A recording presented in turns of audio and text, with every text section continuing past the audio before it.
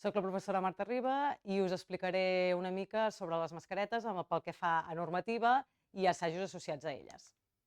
Aleshores, de què i a qui protegeixen aquestes mascaretes? Anem a veure-ho.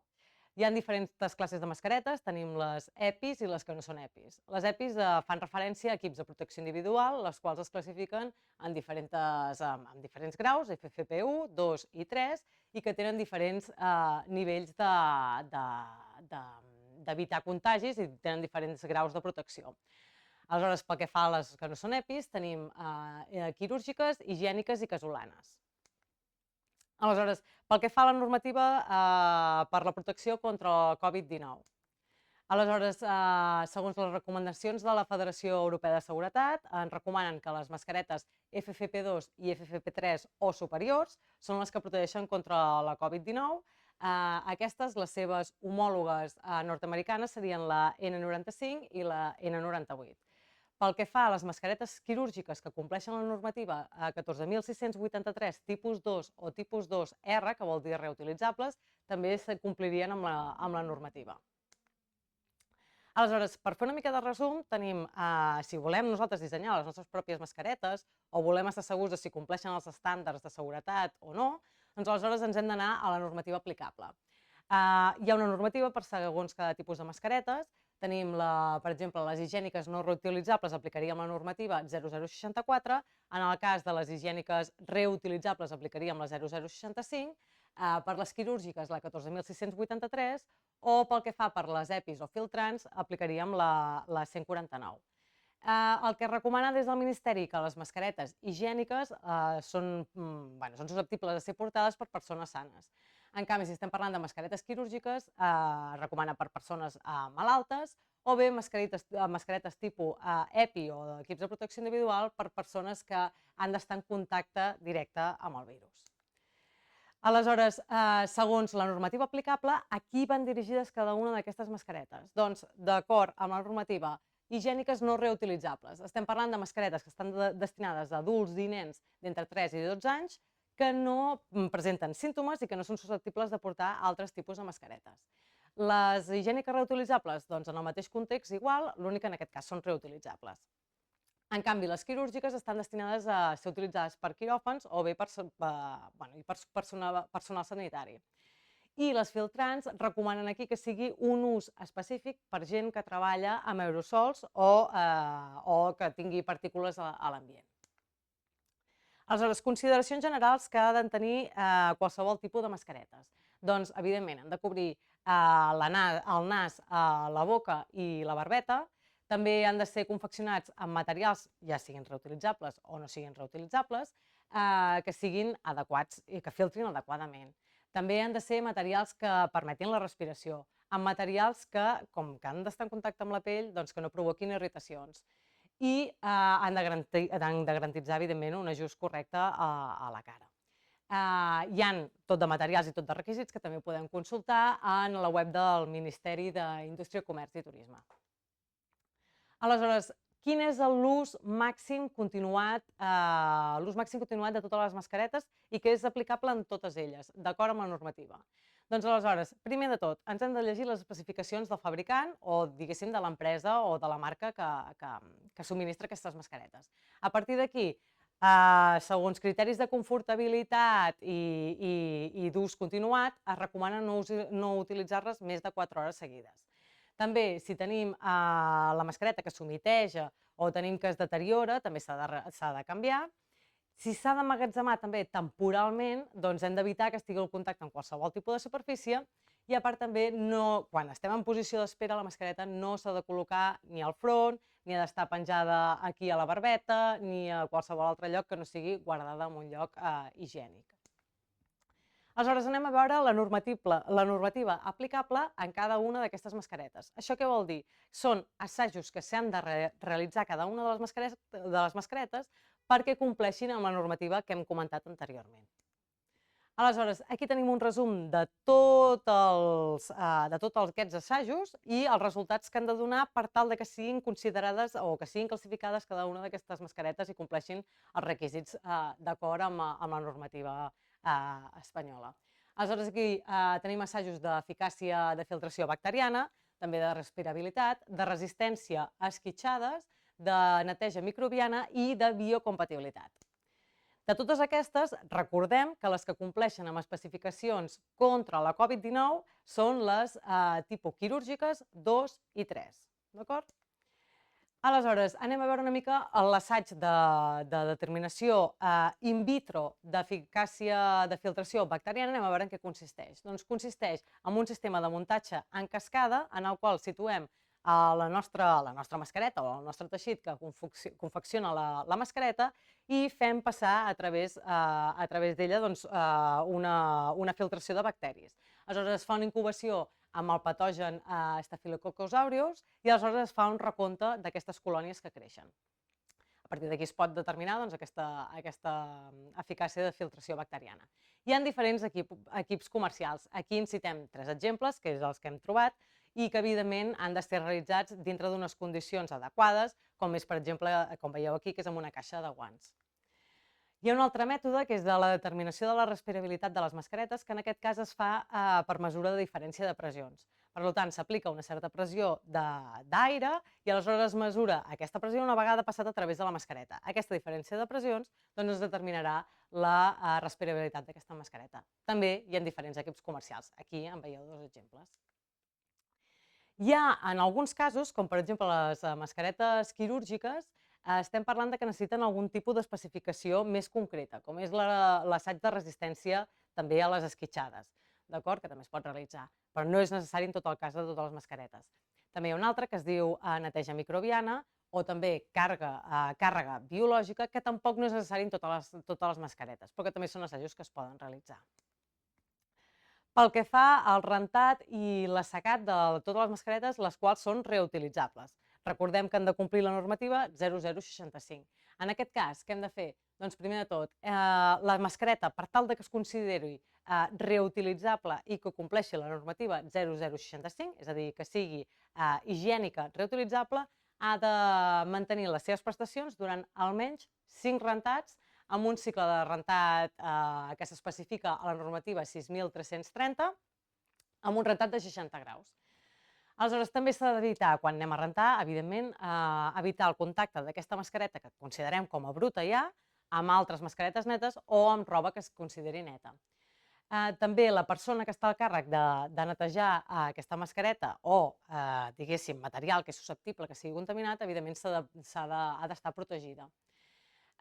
Tampoc hem d'utilitzar productes que puguin danyar o puguin fer malbé el teixit de la nostra mascareta, perquè evidentment l'estaríem fent malbé i ja perdria totes les prestacions de protecció cap a nosaltres.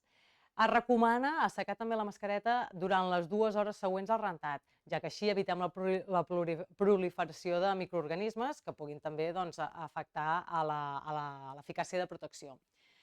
Tampoc no assecar-ho amb un microones o qualsevol tipus de mecanisme d'aire forçat, sinó que es recomana a l'aire.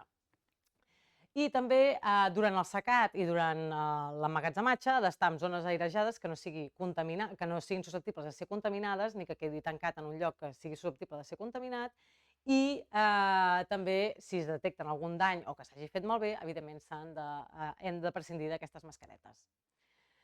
D'acord, aleshores també, a part d'aquests rentats per les mascaretes higièniques reutilitzables, també el Ministeri de Sanitat va treure una sèrie de recomanacions per si volem higienitzar aquest tipus de mascaretes. D'acord? La primera seria, la mateixa que hem vist, similar al que hem vist ara, seria el rentat i desinfecció d'aquestes mascaretes amb un detergent normal, l'habitual que tenim a casa, i amb aigua a una temperatura d'entre 60 i 90 graus. D'acord? Això seria amb un cicle normal de rentat. Un altre seria submergir les mascaretes en una solució d'aigua i lleixiu 1:50 amb aigua tèbia durant 30 minuts. Després el que faríem serien uns quants aclarits per treure, evidentment, restes de qualsevol tipus que quedin traces del lleixiu i finalment ja ens les podríem posar. I n'hi ha una altra opció que també seria utilitzar qualsevol dels virucides que estan en el llistat oficial, d'acord? Virucides tipus PT2, d'acord? Hi ha un llistat amb els virucides que podem consultar i també de la mateixa manera que amb el lleixiu Doncs ho posaríem amb lleixiu i després ja faríem els declarats posteriors per eliminar qualsevol tipus de resta d'aquests virucides. D'acord, fins ara hem vist les mascaretes quirúrgiques o les higièniques reutilitzables i no reutilitzables, i ara anem a veure les EPIs, que ja hem vist que són diferents perquè són equips de protecció individual. Doncs hi ha diferents tipus com hem vist, diferents graus de protecció d'aquestes mascaretes, i hem vist que es classifiquen en 1, 2 i 3, i les que compleixen amb els requisits contra el Covid són la 2 i la 3. En aquest cas també ens podem trobar amb diferents tipus de mascaretes, que siguin reutilitzables, és a dir, que siguin amb una lletra R, o que siguin no reutilitzables, aleshores que siguin NR. D'acord? Aquí veieu un quadre resum amb les diferents especificacions de cada una d'elles. Hi ha diferents assajos, ja que són mascaretes que tenen unes característiques diferents, també disposen de diferents assajos. En aquests casos els tenim aquí tots resumits, però abans de qualsevol tipus d'aquests assaigs, què hem de fer? Doncs primer fer una inspecció visual, hem de veure que la mascareta estigui en bones condicions abans de ser utilitzada, també que estigui correctament marcada, és a dir, que ens indiqui el fabricant quin tipus de mascareta és i si necessita alguna especificació durant el seu ús, durant el seu rentat. També qualsevol tipus d'embalatge, si veiem que l'embalatge no està correcte, té algun tipus de desperfecte, doncs l'hem de deixar a part i l'hem d'obviar, aquesta mascareta. Anem a repassar una mica ràpidament els diferents assajos que es fan per aquest tipus de mascaretes. Parlem del tema de fuga. Quan parlem de fuga cap a l'interior, estem parlant de material que va cap a l'interior de la mascareta, és a dir, que va de fora cap a dintre. D'acord? També recordem que aquest tipus de mascaretes pot tenir vàlvula o sense vàlvula. Les que ens protegeixen, les que tenen vàlvula. Les que no tenen vàlvula, disculpeu. Les que tenen vàlvula no protegim a la gent de l'exterior. D'acord? Nosaltres expulsem l'aire i aleshores podem estar escampant el virus cap a l'altra gent. D'acord? Aleshores, fuga cap a l'interior. Aleshores, ens diu, quan major és el valor, doncs pitjor, diguéssim, que ens protegeix la mascareta. D'acord? Aquí teniu tabulats els diferents tipus els percentatges de cada classificació de cada una d'elles. Quan parlem de penetració del material filtrant, doncs aquí es realitza amb uns aerosols, un que és de parafina i l'altre que és un altre que és de clorur de sodi. Aquests aerosols es fan passar a través de la mascareta i aleshores també, si passa més o passa menys, doncs determinarà l'eficàcia filtrant i de fuga d'aquesta mascareta. Passem a la inflamabilitat. A la inflamabilitat també, en aquest cas, en el cas de totes les mascaretes, no ha de continuar cremant-se després de 5 segons de ser exposada a la flama. I cada una d'elles té uns requeriments específics. Aquí us especifico com és aquest assaig, en el qual es posa la mascareta amb un tipus de cap metàl·lic que té forma de cap, se li posa la mascareta i aquest cap es fa passar a través d'una flama. El contingut de CO2 en la inhalació. És important veure que puguem respirar correctament a través de la mascareta. Aleshores, aquest tipus d'assaig el que es fa és, com veieu aquí, hi ha un cap que se li diu cap tipus Sheffield, en el qual simula la inspiració i la inhalació, l'exhalació d'una persona, i aleshores es mesura amb diferència de potencial i amb diferència de pressió i amb uns detectors de CO2 quina és la quantitat d'aire i de CO2 que passa a través d'aquesta mascareta. La vàlvula d'exhalació, hem parlat que aquestes mascaretes hi ha algunes que poden tenir vàlvula i d'altres que no. Doncs, evidentment, aquesta vàlvula s'ha de provar, de fer diferents assajos de resistència a la tracció per veure la resistència, per determinar la resistència d'aquesta vàlvula. A la respiració, doncs, si ens costa molt respirar o no ens costa gaire respirar. D'acord? Són assajos que també per diferència de pressió podem determinar aquesta resistència a la pressió.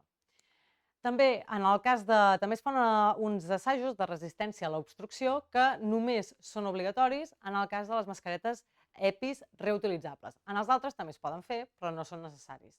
D'acord? Aleshores, aquí el que es fa és, si hi ha pols, es genera tot de pols de dolomita i aleshores el que es fa és veure quan s'atura la mascareta i veure quan hi ha una certa diferència de pressió i quan s'obtura tota aquesta mascareta. Aleshores, aquí teniu els valors tabulats segons tinguin o no tinguin aquesta vàlvula d'inhalació o d'exhalació. Aleshores, pel que fa a normativa general d'ús d'aquestes mascaretes, anem a fer un repàs molt breu. és la col·locació, sobretot en el cas dels nens, han d'estar supervisada per un adult. Ja sabem, primer ens hem de rentar les mans abans de manipular qualsevol mascareta, o sigui, ens hem de rentar les mans. Ens l'hem de col·locar per, diguéssim, les gomes i ajustar correctament. Després, una vegada ja hem utilitzat aquesta mascareta i ja no la necessitem utilitzar, doncs l'hem de posar en el contenidor adequat per a aquest tipus de residus i, si pogués ser, aquest contenidor ha de tenir doble bossa per si pogués haver-hi que es trenqués la primera bossa i hi hagués una segona per poder-ho contenir. Aleshores, ús incorrecte, doncs evidentment, el que no sigui posat a la boca o de tapar la boca com a mascareta, diguéssim, nas i barbeta, doncs no és una col·locació adequada. Aquí teniu les referències que podeu consultar i gràcies per la vostra atenció.